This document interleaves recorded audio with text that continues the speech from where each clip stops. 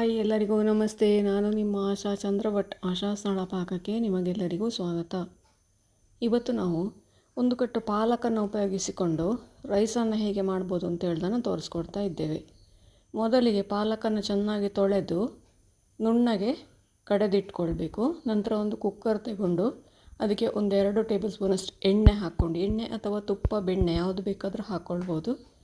1 tea ಸ್ಪೂನಷ್ಟು ಜೀರಿಗೆ ಹಾಕ್ಕೊಂಡು ಒಂದು 2-3 ನೀರುಳ್ಳಿಯನ್ನು ಸ್ಲೈಸ್ ಮಾಡಿ ಇಟ್ಕೊಂಡಿದ್ದೇನೆ.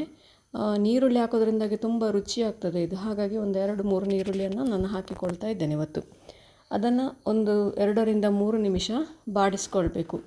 ಒಂಚೂರು ಫ್ರೈ ಆದರೆ ಒಳ್ಳೆಯದಾಗ್ತದೆ.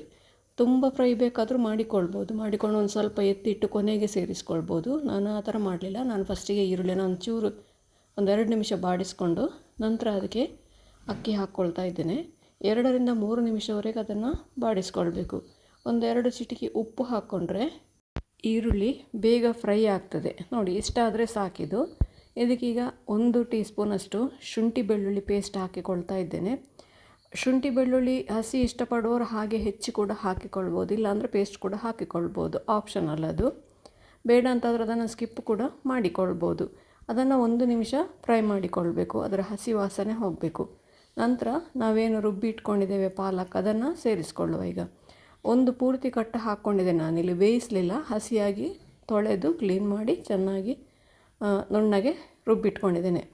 ಪಾಲಕ್ ಹಾಕಿದ ನಂತರ ಅದನ್ನು 1-2 ನಿಮಿಷವರೆಗೆ ಅದನ್ನು ಬಾಡಿಸಿ. ಹಸಿ ವಾಸನೆ, ನಾವು ಬೇಯಿಸಲಿಲ್ಲ, ಬ್ಲಾಂಚ್ ಮಾಡಲಿಲ್ಲ, ಹಸಿಯಾಗಿ ರುಬ್ಬಿರೋದ್ರಿಂದ 1-2 ನಿಮಿಷ ಅದನ್ನು ಬ್ಲಾಂಚ್ ಮಾಡಿಕೊಳ್ಳಿ. ಹಾಗೆಯೇ 1-2 ನಿಮಿಷ ಮಗುಚಿದರೆ ಅದರ ಹಸಿ ವಾಸನೆ ಹೋಗ್ತದೆ.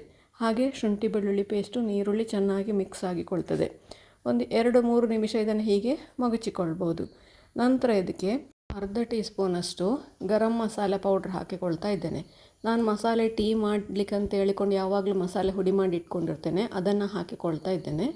ಮಸಾಲೆ ಟೀಗೆ ಕೂಡ ಇದನ್ನು 1-2 ಚಿಟಿಕೆ ಹಾಕ್ಕೊಂಡು ತುಂಬ ಟೇಸ್ಟಿಯಾಗಿರ್ತದೆ. ನಂತರ ಇದನ್ನು ಮಸಾಲೆಯನ್ನು ಕೂಡ 1 ನಿಮಿಷ ಅದನ್ನು ಬಾಡಿಸ್ಕೊಳ್ಬೇಕು. ಮಸಾಲೆ ಕೂಡ ಅದರೊಟ್ಟಿಗೆ ಸರಿಯಾಗಿ ಮಿಕ್ಸ್ ಆಗಬೇಕು, ಅಲ್ಲಿವರೆಗೆ ಅದನ್ನು ಬಾಡಿಸ್ಕೊಳ್ಬೇಕು. ಟೋಟಲಿ ಒಂದು 4-5 ನಿಮಿಷ ಟೈಮ್ ಆಗ್ತದೆ ಇಷ್ಟು ಪ್ರೊಸೀಜರ್ಗೆ. ಅಕ್ಕಿ ಹಾಕ್ಕೊಳ್ಳುವ. 2 ಕಪ್ ಅಕ್ಕಿ ಹಾಕಿಕೊಳ್ತಾ ಇದ್ದೇನೆ ನಾನು. 1 ಕಟ್ಟು ಪಾಲಕಿಗೆ 2 ಕಪ್ಪಿನಷ್ಟು ಅಕ್ಕಿ ಹಾಕಿಕೊಳ್ತಾ ಇದ್ದೇನೆ. ಇದಕ್ಕೆ 4 ಕಪ್ಪಿನಷ್ಟು ನೀರು ಹಾಕ್ಕೊಳ್ಳುವ. ನಾನಿಲ್ಲಿ ಮಿಕ್ಸರ್ ಜಾರು ತೊಳೆದ ನೀರನ್ನೇ ಹಾಕಿಕೊಳ್ತಾ ಇದ್ದೇನೆ. ಆಮೇಲೆ ಮತ್ತೆ 2 ಕಪ್ಪು ನೀರು ಸೇರಿಸ್ಕೊಳ್ತಾ ಇದ್ದೀನಿ. ಟೋಟಲ್ 4 ಕಪ್ ಹಾಕ್ಕೊಂಡು ಸಾಕು. ಇದನ್ನು ಚೆನ್ನಾಗಿ ಮಿಕ್ಸ್ ಮಾಡಿಕೊಳ್ಬೇಕು. ಮಿಕ್ಸ್ ಮಾಡಿಕೊಂಡ ನಂತರ ಒಂದು ಕುದಿಲಿಕ್ಕೆ ಬಿಡಬೇಕು. ಇದನ್ನು ರುಚಿಗೆ ಬೇಕಾದಷ್ಟು ಉಪ್ಪು, 1 ಟೇಬಲ್ ಸ್ಪೂನಷ್ಟು ಉಪ್ಪು ಹಾಕ್ಕೊಂಡಿದ್ದೇನೆ. 2 ಕಪ್ ಅಕ್ಕಿ ಹಾಕಿದ ಕಾರಣ 1 ಟೇಬಲ್ ಸ್ಪೂನಷ್ಟು ಉಪ್ಪು ಹಾಕ್ಕೊಂಡಿದ್ದೇನೆ. ಚೆನ್ನಾಗಿ ಮಗುಚಿ 1-2 ಸರ್ತಿ. ಆಮೇಲೆ ಇದು ಚೆನ್ನಾಗಿ ಕುದೀಲಿ ಒಂದು ಸತಿ. ಕುದಿದ ನಂತರ ಮುಚ್ಚಳ ಮುಚ್ಚಿ ಒಂದು ವಿಸಿಲ್ ಕೂಗಿಸ್ಕೊಂಡ್ರೆ ನಮ್ಮ ಪಾಲಕ್ ನೋಡಿ ಇಷ್ಟು ಕುದಿಬೇಕಿದು. ಇಷ್ಟು ಕುದಿದ ನಂತರ ಒಮ್ಮೆ ಅದನ್ನು ಮಗುಚಿಕೊಳ್ಳಿ. ಉಪ್ಪೆಲ್ಲ ಸರಿ ಉಂಟಾ ಚೆಕ್ ಮಾಡಿಕೊಳ್ಳಿ. ಚೆಕ್ ಮಾಡಿದ ನಂತರ ಕುಕ್ಕರ್ನ ಮುಚ್ಚಳ ಮುಚ್ಚಿ 1 ವಿಸಿಲ್ ಕೂಗಿಸ್ಕೊಂಡ್ರೆ ಸಾಕಾಗ್ತದೆ.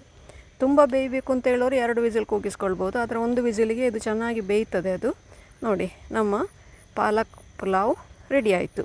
ಓಪನ್ ಮಾಡಬೇಕಾದ್ರೆ ಮೊದಲು 1-2 ನಿಮಿಷ ಹಾಗೆ ಬಿಡಿ, ಗ್ಯಾಸ್ ಅದರಿಂದ ಹೋದ ನಂತರ ಓಪನ್ ಮಾಡಿ ನೋಡಿ, ಉದುರಾದ ಪಾಲಕ್ ಪಲಾವ್ ರೆಡಿ ಆಯಿತು. ನೋಡಿ ಎಷ್ಟು ಚೆನ್ನಾಗಿ ಬರ್ತದೆ ಅಂತ ಹೇಳಿಕೊಂಡು. ನಾನು ಬಾಸುಮತಿ ರೈಸ್ ಏನು ಹಾಕಲಿಲ್ಲ ಇದಕ್ಕೆ, ಆರ್ಡಿನರಿ ನಮ್ಮ ಸ್ಟೀಮ್ ರೈಸ್ ಅಥವಾ ನಾವು ಊಟ ಮಾಡುವಂಥ ಅಕ್ಕಿ ಏನಿದೆ ಅದನ್ನೇ ಹಾಕಿರೋದು ಇದರಲ್ಲಿ. ನೀವು ಕೂಡ ಒಮ್ಮೆ ಖಂಡಿತ ಟ್ರೈ ಮಾಡಿ ನೋಡಿ, ಹೇಗಾಯಿತು ಅಂತೇಳಿ ಕಮೆಂಟ್ ಮೂಲಕ ನನಗೆ ತಿಳಿಸಿ. ಲೈಕ್ ಕೊಟ್ಟು ಶೇರ್ ಮಾಡಿ. ನೀವಿನ್ನೂ ನಮ್ಮ ಚಾನಲನ್ನು ಸಬ್ಸ್ಕ್ರೈಬ್ ಮಾಡ್ಕೊಳ್ಳಿಲ್ಲ, ಸಬ್ಸ್ಕ್ರೈಬ್ ಮಾಡಿಕೊಂಡು ಪಕ್ಕದಲ್ಲೇ ಇರುವ ಬೆಲ್ ಐಕಾನನ್ನು ಒತ್ತಿ ನಮ್ಮನ್ನು ಸಪೋರ್ಟ್ ಮಾಡಿ. ಮುಂದಿನ ವಿಡಿಯೋದಲ್ಲಿ ಇನ್ನೊಂದು ಹೊಸ ಅಡುಗೆಯೊಂದಿಗೆ, ಇನ್ನೊಂದು ಹೊಸ ರೆಸಿಪಿಯೊಂದಿಗೆ ಪುನಃ ನಿಮ್ಮನ್ನು ಭೇಟಿಯಾಗ್ತೇನೆ. ಧನ್ಯವಾದಗಳು.